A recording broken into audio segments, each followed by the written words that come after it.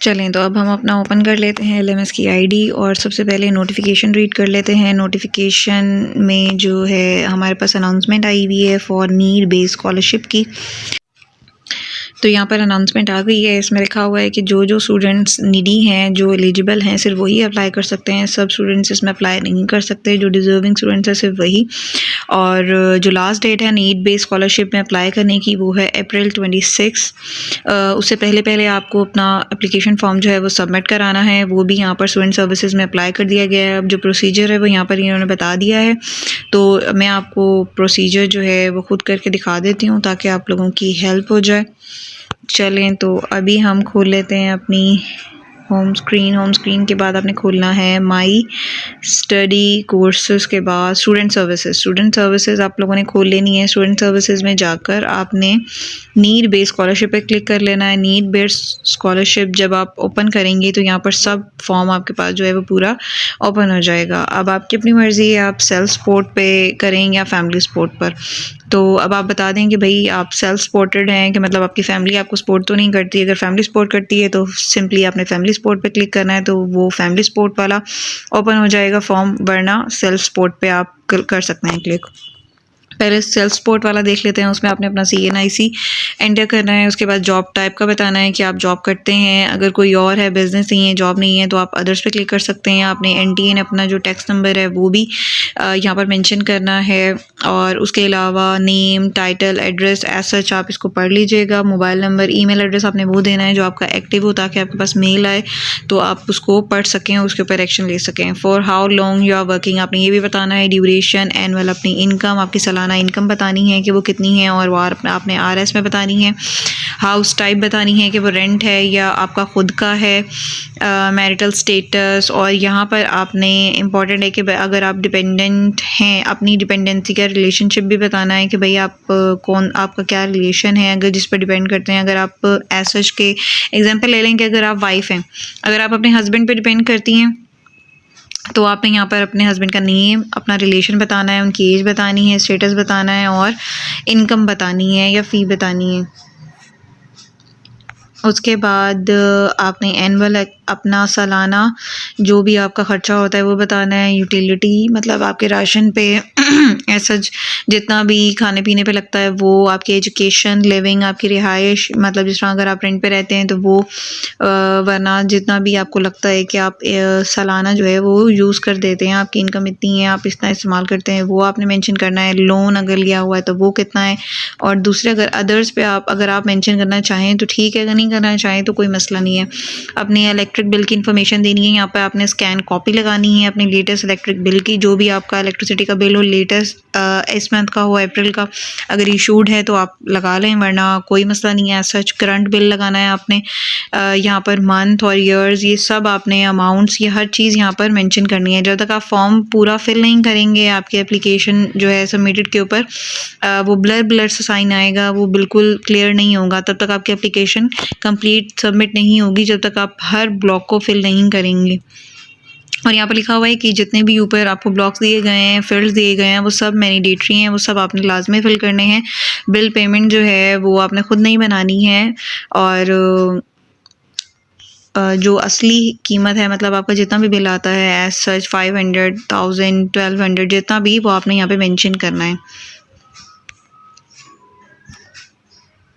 The month in which any bill payment is not made, अगर किसी भी month में आपने पेमेंट पे नहीं की है या आपकी पेमेंट नहीं आई है, बिल नहीं आया है, तो वहाँ पर आप ज़ीरो मेंशन कर सकते हैं, पर फिल अप आपने लाजमी करना है, छोड़ना नहीं है। आर यू रिसीविंग स्कॉलरशिप, अगर आप स्कॉलरशिप या असिस्टेंस किसी भी सोर्स से, किसी भी ज़राए से, जिस तरह हम स्कॉलरशिप ले लेते हैं, नीड बेस्ड स्कॉलरशिप होती है, मेरिट बेस्ड होती है, या जिस तरह शहबाज शरीफ ने स्कॉलरशिप्स निकाली हुई थी, या जहाँ से भी अगर हम कहीं से भी किसी भी ज़राए से स्कॉलरशिप ले रहे हैं तो आपने वहाँ पे येस पे क्लिक करना है, अदरवाइज़ आप नो क्लिक कर दें। अगर आप येस करते हैं तो आपने ये सोर्सेज बतानी है, अमाउंट बतानी है, ईयर बताना है, कौन से ईयर से आप लोग ले रहे हैं। अगर नो पे क्लिक करते हैं तो आपको ये ज़रूरत नहीं है इसको फिल करने की, ठीक है। उसके बाद आपने रेफरेंस देना है, जिस बंदे का भी आप रेफरेंस देंगे उसके बारे में रेजिग्नेशन, उसका CNIC, उसका ईमेल एड्रेस और mailing address, telephone number, mobile number, email, हर चीज़ आपने बतानी है। रेफरेंस नंबर 2 आपको 2 बंदों के रेफरेंस देने हैं, तो वो 2 बंदों के रेफरेंस उसकी पूरी डिटेल के साथ मेंशन करना है। Why should not be considered for the grant of a need based scholarship, please reply in 250 characters और लेस। ये भी आपने बताना है कि आपको क्यों नीड बेस्ड स्कॉलरशिप के लिए कंसीडर किया जाए, कि मतलब आप नीडी हैं या जो भी हैं, आपने यहाँ पे बता देना है हम नीडी और मैं मेहनत करता हूँ और मैं स्टडी करता हूँ बहुत ज़्यादा, तो उसका फल मुझे मिलना चाहिए। एज सच आप बता दें कि भाई अभी महंगाई बहुत ज़्यादा है, एक्सपेंडिचर्स बहुत हाई हैं, आजकल तो अमीर का भी बड़ा मुश्किल से गुजारा है, तो आप ये सब चीज़ें यहाँ पे मेंशन कर सकते हैं। उसके बाद डिक्लेरेशन दी गई है, डिक्लेरेशन में नोट दिया गया है कि university receives the right to cancel any और ऑल स्कॉलरशिप्स विदाउट मॉनिटरिंग नहीं mentioning the reason to the students को रीज़न बताए बगैर ही वो आपकी स्कॉलरशिप या जो भी आपने सबमिट करवाया डाटा वो उसको कैंसिल कर सकते हैं। ये राइट यूनिवर्सिटी को होता है। एरर्स और ओमिशंस आर एक्सेप्टेड। उसके बाद है I declare that the above information is true, और आप यहाँ पर ये भी आपने इसको सबमिट करने से पहले यहाँ पे आपने ये देखना है कि यहाँ पे लिखा हुआ है कि मैं डिक्लेयर कर रहा हूँ कि जितनी भी ऊपर वाली इन्फॉर्मेशन है वो सब सही है और एक्यूरेट है। उसके बाद आपने नॉर्मली सबमिट पे क्लिक कर देना है। अब देखें मैंने सबमिट पे क्लिक किया है तो ये ऑप्शंस यहाँ पर ऑप्शन ओपन हो गए हैं कि मैंने यहाँ पे फिल नहीं किया हुआ, इसीलिए यहाँ पर लिखा हुआ है कि प्लीज़ एंटर USCNIC। अगर मैं यहाँ पे फिलअप नहीं करूँगी, एक भी ब्लॉक छोड़ दूँगी, तो यहाँ पे रेड कलर का स्टैम्प आ जाएगा कि भाई यहाँ पे इसको फिलअप करें। जब तक मैं पूरा फॉर्म फिल नहीं करूँगी तब तक मैं सबमिट नहीं कर सकती। फिर आपने नॉर्मली ही सबमिट रिक्वेस्ट पे दबा देना है। जैसे ही आप सबमिट रिक्वेस्ट पे क्लिक करेंगे आपकी एप्लीकेशन सबमिट कर दी जाएगी।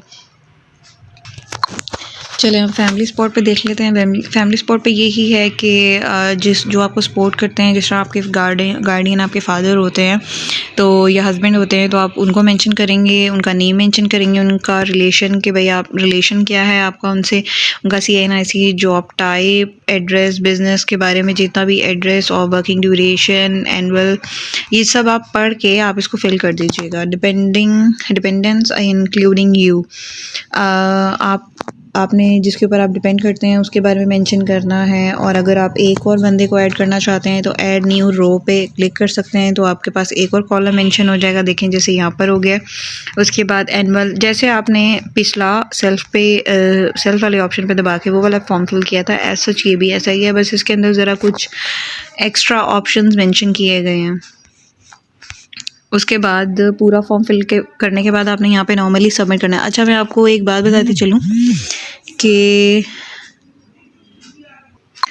नीड बेस्ड स्कॉलरशिप मिलने का मतलब ये नहीं होता कि आपके अकाउंट नंबर पे कोई पेमेंट सबमिट कराई जाती है। नॉर्मली ये होता है कि अगर आपको स्कॉलरशिप मिल जाती है, अगर आपको स्कॉलरशिप जब लिस्ट लगती है कि भाई किन बच्चों की स्कॉलरशिप निकली है, किन बच्चों का नाम आया है, तो उनका ये होता है कि उनकी अगले सेमेस्टर में जितनी भी फ़ीस होती है उस सेमेस्टर की जो फ़ीस होती है वो उसमें से हाफ डिडक्ट कर दी जाती है, कि मतलब फ़ीस में ही डिडक्शन कर दी जाती है, तो इस तरह उनकी स्कॉलरशिप आती है। ऐसा कुछ बच्चों का सवाल ये होता है कि हमारे अकाउंट में पेमेंट नहीं आती है, ये वो, तो आपके अकाउंट में कोई पेमेंट नहीं आएगी। ये वीयू का रूल है कि अगर आपकी स्कॉलरशिप लग जाती है तो आपके फ़ीस वाउचर्स में से, आपकी फ़ीस में से कुछ हिस्सा, वो परसेंटेज भी वो बताते हैं, तो उसके हिसाब से वो डिडक्ट कर दी जाती है आपकी फ़ीस। तो नीड बेस्ड स्कॉलरशिप या मेरिट बेस्ड स्कॉलरशिप में ये प्रोसीजर होता है इनका स्कॉलरशिप देने का, जो भी स्टूडेंट्स एलिजिबल होते हैं। तो आप लोग ये ना समझें कि हम लोग अप्लाई करने के काबिल नहीं हैं या हम लोग एलिजिबल नहीं हैं। हर स्टूडेंट अप्लाई करे और हर किसी स्टूडेंट को अप्लाई करना भी चाहिए, हर किसी का हक होता है। तो इसी है कि थोड़ी हेल्प हो जाती है। बाकी ज़रूर अप्लाई करें और मुझे उम्मीद है कि वीडियो आप लोगों के लिए हेल्पफुल रही होगी। अगर कोई भी आपका सवाल है तो आप कमेंट सेक्शन में मुझसे पूछ सकते हैं, तो आई कैन हेल्प यू। और कोई भी इसके अलावा अगर आप चाहते हैं कि कोई ऐसा और कोई टॉपिक हो जिसके ऊपर मैं वीडियो बनाऊँ जिससे आपकी हेल्प हो, तो आप मुझे इजीली कमेंट सेक्शन में मेंशन कर सकते हैं, तो I will upload that video for your sake. तो मेरे चैनल को सब्सक्राइब करना मत भूलिएगा। Thank you so much. अल्लाह हाफ़िज़।